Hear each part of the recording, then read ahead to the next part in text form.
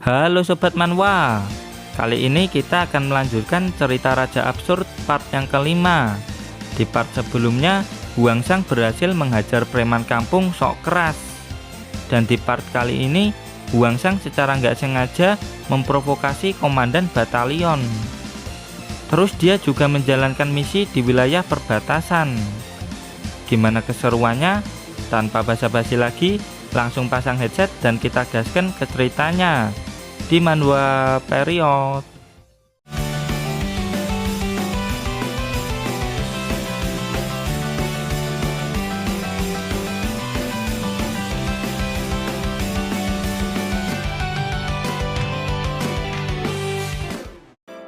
Di dalam kelas, si bocil kacamata mengembalikan HP-nya Hwangsang.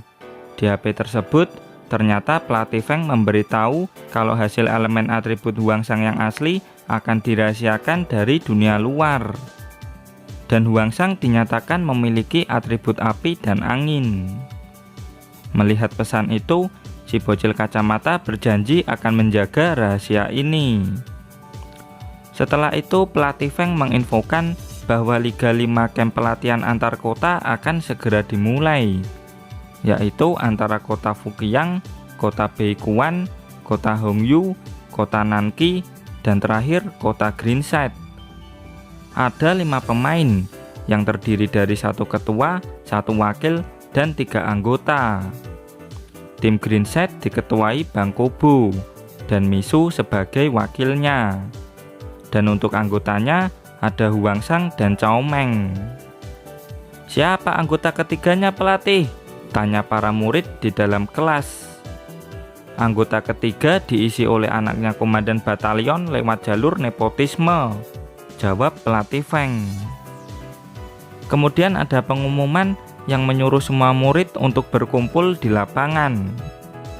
Saat di lapangan, para netizen keheranan dengan apa yang terjadi. Tiba-tiba ada netizen yang berteriak, "Burung apa tuh?" Tiba-tiba Evolution Raptor mendarat di lapangan. Kepakan sayapnya sampai membuat para netizen di camp pelatihan terhempas. "Bagaimana bisa ada Evolution Raptor di sini?" teriak salah satu netizen di sana. Evolution Raptor itu ternyata membawa sesuatu. Dari dalam sana ada sesosok bocil yang keluar.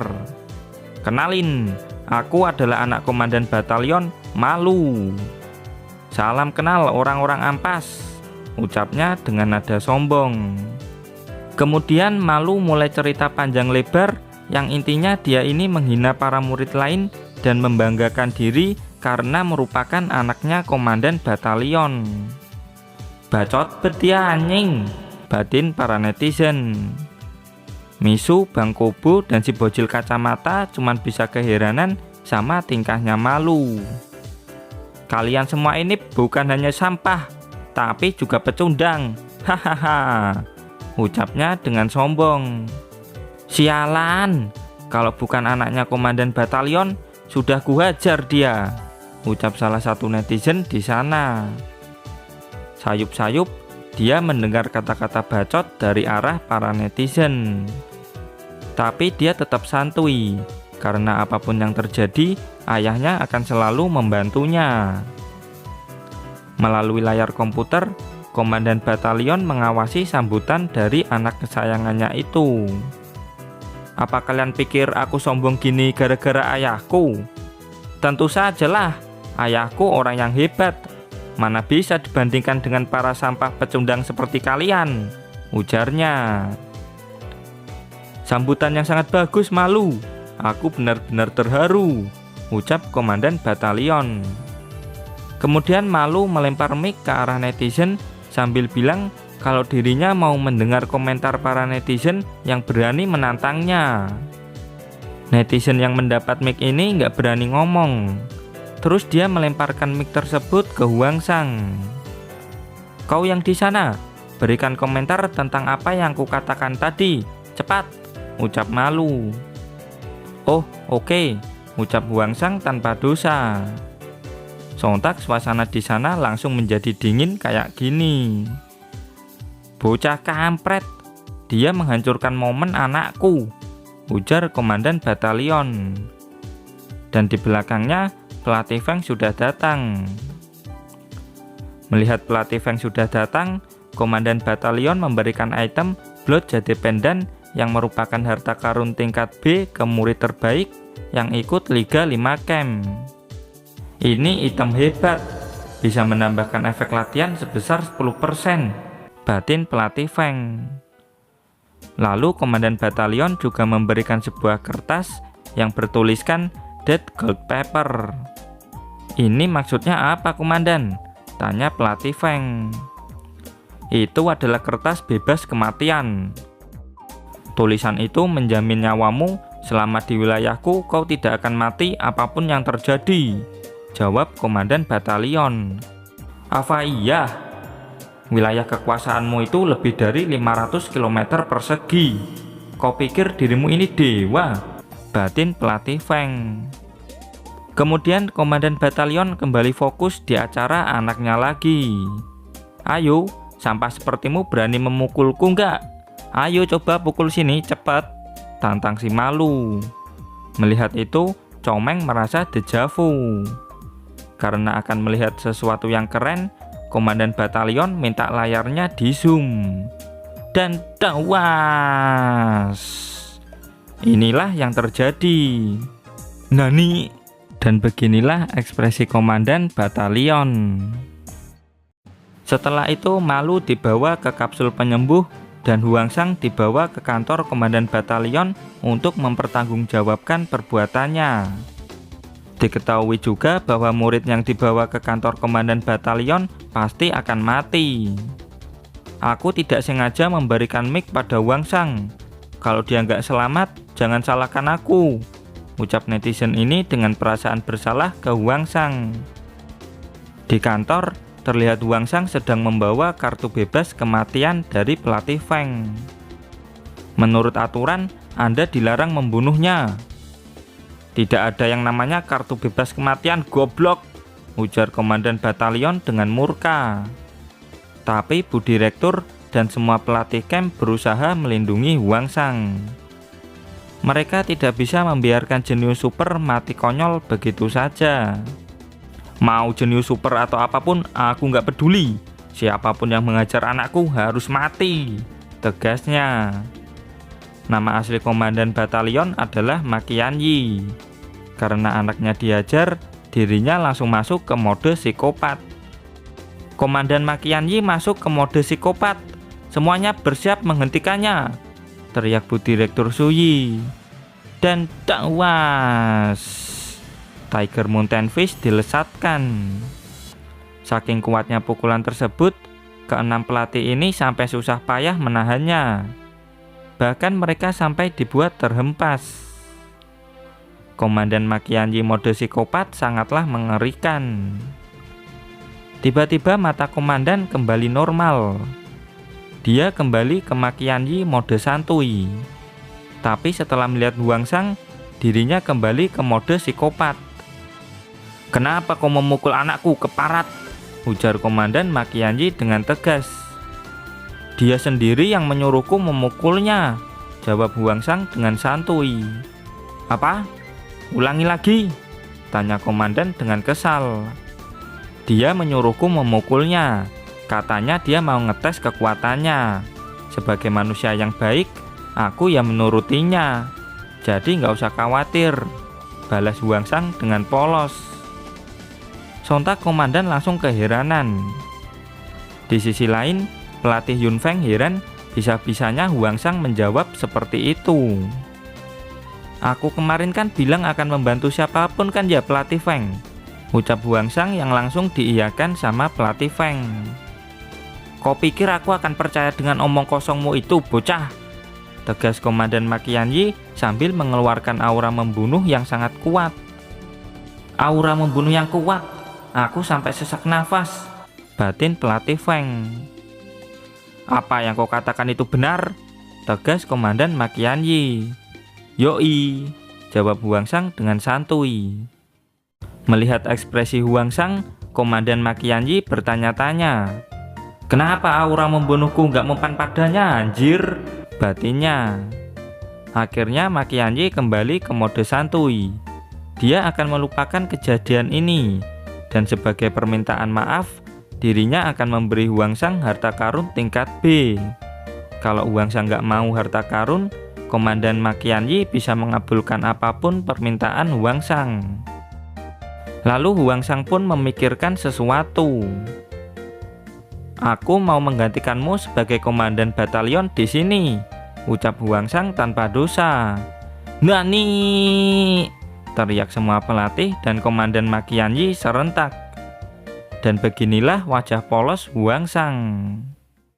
Kemudian pelatih Feng mengajak Huangsang pergi dari ruangan komandan batalion. Soalnya Komandan Makianji kembali marah. "Apa aku membuatnya marah lagi?" tanya Huangsang dengan polos. Pelatih Feng mengingatkan untuk selalu jaga sikap di depan komandan. Soalnya kalau masuk ke mode psikopat sangat sulit menghentikannya.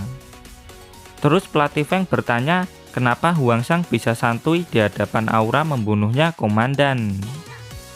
Huangsang menerangkan kalau aura membunuh ayahnya jauh lebih kuat dan tidak bisa dibandingkan dengan Komandan Makianji. "Memangnya bapakmu itu siapa?" tanya pelatih Feng. "Namanya adalah Alphonse Lavut Jonas bin John Rigut bin Koliko Slim bin Kun Charles bin Stephen Brian bin Alazah Lakavo Asvo Olaf Avoka bin Oski Mircea bin Great Devil of Lee Skelton," jawab Huangsang. "Apa-apa namanya itu?" balas pelatih Feng. Di camp pelatihan, Huangsang langsung viral. "Hei, kalian tahu nggak? Huangsang nggak kenapa-napa setelah keluar dari ruangan komandan batalion. Beritanya asli nggak? Entar hoax." Kata pelatihku, komandan sampai menghancurkan meja kerjanya gara-gara Huangsang loh. Latar belakang Huangsang? Setauku dia cuma warga sipil biasa waktu masih kecil, terang Yukyong. Kemudian berita bahwa Huangsang mau menggantikan Komandan Makianji mulai viral. Kayaknya kalau Huangsang jadi komandan batalion bakalan seru deh. Ya semoga saja Huangsang nggak nepotisme kayak Komandan Makianji. Begitulah ujar para netizen camp pelatihan Green Set. Di sisi Huangsang, dirinya sedang fokus memperhatikan pelajaran dari pelatih Feng. Singkat cerita, pelajaran pun berakhir, dan 4 murid yang akan berpartisipasi di Liga 5 Camp tetap tinggal di kelas. Pelatih Feng akan mengajak mereka untuk mengambil misi berburu tingkat rendah sebagai latihan. Di aplikasi sudah terdapat berbagai macam misi. Mereka tinggal konfirmasi ke kantor Green Tax Union untuk mengambil misinya. Nggak pakai lama, mereka berlima langsung OTW ke kantor Green Tax Union buat konfirmasi. Saat berjalan, ada 3 orang netizen yang berteriak, "Huangsang 2024, kami akan mencoblosmu bang, jadilah komandan batalion." Misu nggak nyangka setelah viral, Huangsang langsung punya banyak penggemar. Singkat cerita, mereka berlima akhirnya sampai di kantor Green Tax Union. "Selamat datang, ada yang bisa dibantu?" ucap Icang selaku resepsionis Green Tax Union. Sambil menunjukkan kartu pengenal, pelatih Feng ingin mengambil misi berburu di wilayah perbatasan. Lalu Icang menyuruh pelatih Feng memilih misinya. Tapi permintaan misi tingkat rendah paling dekat sedang kosong. Jadi misi tingkat rendah yang tersedia tempatnya lumayan jauh.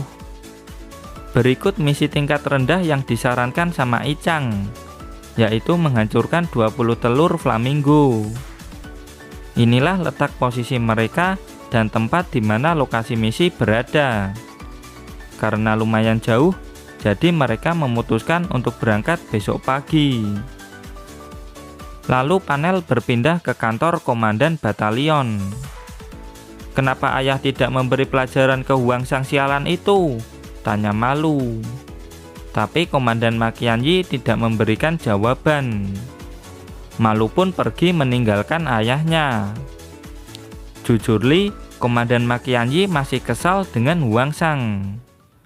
Keesokan harinya, Panel berpindah ke stasiun kereta api kecepatan tinggi kota Greenset.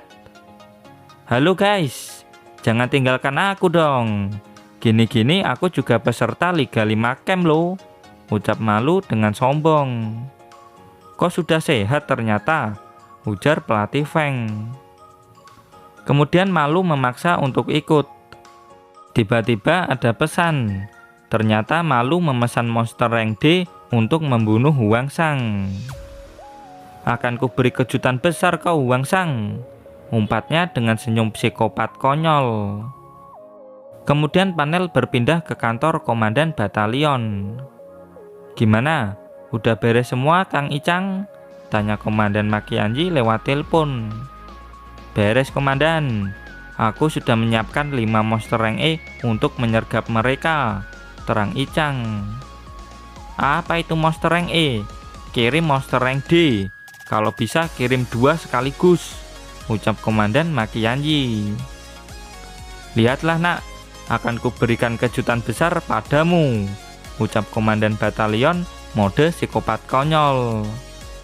Di sisi Huang Shang, dirinya sudah berangkat menuju lokasi misi. Tapi dia masih belum tahu kejutan besar apa yang akan menantinya. Di dalam kereta, Bang Kobo dan Comeng sedang bermeditasi. Bahkan di perjalanan mereka berdua ini masih berlatih. Murid kelas utama emang beda, batin Malu. Terus Malu melirik ke arah Huang Shang. Huang Shang pun membalas menatapnya. "Kenapa dia tiba-tiba menatapku? Dia mau memukulku lagi kah?" batin Malu. Jujur Li, Huang Shang ingin belajar skill atribut air. Makanya dirinya terus memperhatikan Malu. Karena terus-terusan ditatap, Malu yakin kalau Huang Shang ini seorang gay. "Ayo gelut," ucap Huang Shang tanpa dosa. "Ayo hajar aku dengan skill airmu, aku tidak akan membalas," tegas Huang Shang yang membuat Malu ketakutan. Kemudian dia tukar tempat duduk sama pelatih Feng karena takut sama Huang Shang. Singkat cerita, mereka pun sampai di stasiun tujuan. Tapi mereka harus jalan kaki agak jauh untuk sampai di lokasi misi. Berbeda dengan wilayah perkotaan, wilayah perbatasan sangatlah sepi.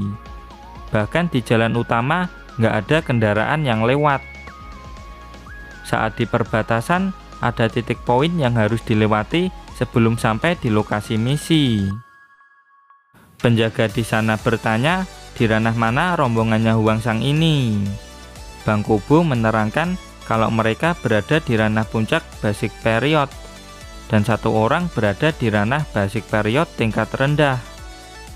Tapi itu masih belum memenuhi kualifikasi untuk lewat. Tapi saat pelatih Feng mengeluarkan kartu pengenalnya, mereka akhirnya diizinkan masuk. Untuk mencapai lokasi misi, ternyata mereka harus melewati gurun pasir.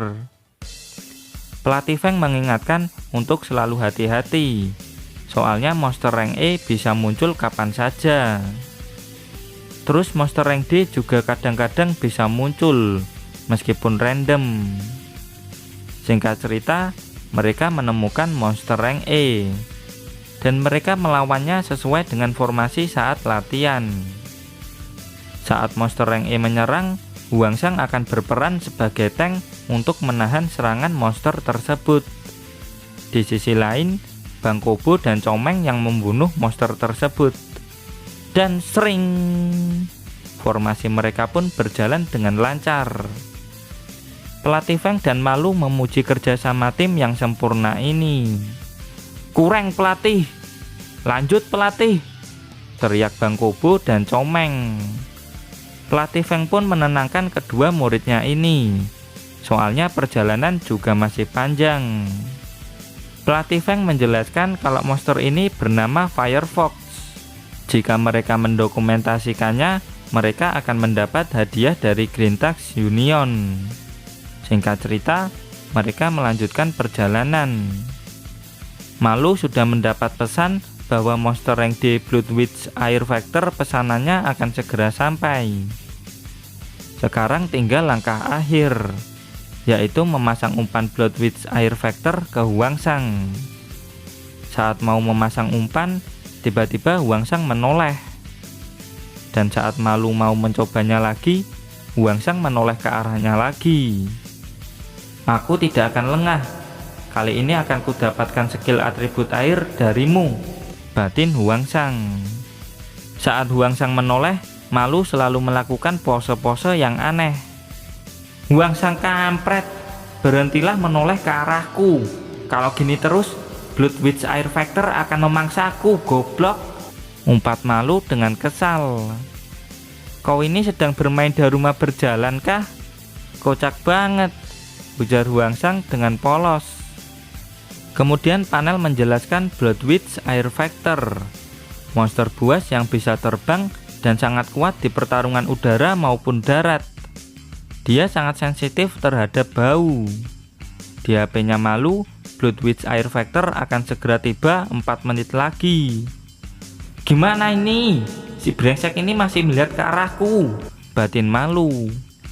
Karena nggak ada pilihan, Malu akan menjalankan plan B, yaitu membuang umpan ke Huangsang, dan setelah Huangsang dibawa Bloodwitch Air Factor, dia akan mengaktifkan flashbang agar pelatih Feng tidak menyelamatkan Huangsang. Hanya jenius sepertiku yang bisa memikirkan ide seperti ini. Hahaha, teriak Malu dalam hati. Tiba-tiba Bloodwitch Air Factor pun datang. Kenapa monster rank D Bloodwitch Air Factor kemari? Teriak pelatih Feng. Mamam nih durian runtuh, teriak Malu sambil melempar flashbang ke arah Huangsang. Loh, kok flashbang? Batinnya. Dan ting. Huangsang sialan. Gara-gara panik aku jadi ngelempar flashbang, umpat Malu dalam hati. Si brengsek mana yang melempar flashbang anjir? Umpat Bang Kobo. Tolong aku, teriak Malu. Pelatih Feng, tolong hajar monster sialan ini, teriak Malu. Pelatih pun bersiap menolong Malu. Dan dawas, 2 monster kadal keluar dari dalam tanah. Kadal merah langsung menyerang pelatih Feng. Sedangkan Bang Kobo udah terluka akibat serangan kadal hijau. Di sisi lain, Comeng dan Huangsang sedang menghadapi si kadal hijau. Lalu pelatih Feng mengaktifkan Admiralty Golden Fish untuk menyerang si kadal merah. Terus lanjut menghajar si kadal hijau. Pelatih Feng langsung meminta bantuan camp pelatihan. Dia melapor kalau 1 murid ditangkap dan 1 terluka parah. Posisinya berada di perbatasan timur. Dengan panik, Bu Direktur meminta komandan batalion untuk segera mengirim tim penyelamat. Komandan Makianji pura-pura bego. Dengan pura-pura panik, dia menyuruh Bu Direktur dan pelatih lain untuk segera pergi menyelamatkan para murid. Siap, ucap Bu Direktur dengan tegas. Mampus kau Huangsang, ujar Komandan Makianji dengan perasaan riang gembira. Saking senangnya, dia langsung pargoi brutal. Terus saat masuk ke ruangan anaknya, dia tidak menemukan keberadaan anak kesayangannya. Dia malah menemukan sebuah kertas yang bertuliskan kalau putranya akan memberikan sebuah kejutan besar kepada sang ayah. Komandan Makianji penasaran dengan hadiah kejutannya. Dia pun menelpon pelatih Feng dan bertanya kondisi di sana. Pelatih Feng melapor kalau mereka sedang diserang 2 monster kadal rank D. Terus ada 1 murid yang terluka dan 1 murid lagi dibawa pergi sama monster. Murid yang terluka adalah Zhou Yuan alias Bang Kobo. Dan yang dibawa pergi, siapa yang dibawa pergi? Tanya komandan dengan wajah konyol. Yang dibawa pergi adalah anakmu. Sontak komandan langsung melongo. Dia kembali membaca tulisan dari Malu. Nani, kok bukan Huangsang? Kenapa malah anakku yang dibawa? Ujar komandan Makianji dengan panik. Kemudian panel berpindah ke dalam kereta cepat. Bu Direktur dan bala bantuan bisa sampai ke tempat pelatih Feng sekitar 40 menit lagi. Bu Direktur merasa ada yang aneh. Soalnya jarang-jarang 3 monster rank D muncul secara bersamaan di wilayah perbatasan. Tiba-tiba Pak Wakil Direktur memberi info bahwa ada kekuatan besar tepat berada di belakang mereka. Dan wush! Anakku! Teriak Komandan Makianji sambil berlari sekencang mungkin sampai menyalip kereta cepat. Dan sayang sekali, chapter pun berakhir sampai di sini. Dan terima kasih buat kalian yang selalu hadir dan komen di setiap video admin. Terus dukung channel ini dengan cara like, comment, subscribe. Dan jangan lupa kultivasikan loncengnya juga. Sampai jumpa lagi di video berikutnya. Bye-bye.